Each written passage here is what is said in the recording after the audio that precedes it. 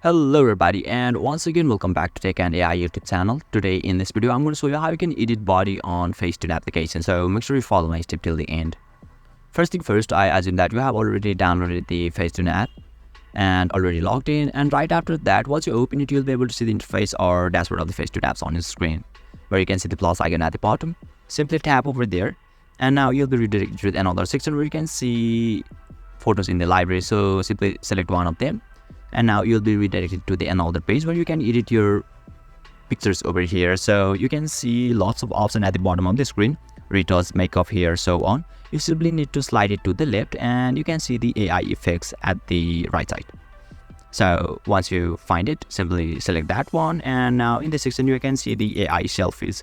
So simply select the AI selfies, and now from here you can edit your body on FaceTune successfully. So basically this is how you can edit your body on FaceTune application. And if you still encounter any issue during this process, feel free to leave a comment and I'll be happy to assist you. If you found this video helpful, please give it a thumbs up, and if you are new to this channel, make sure to hit the subscribe button and set the bell icon to on so that you can stay updated with our latest content. Thank you for watching and I'll see you next time.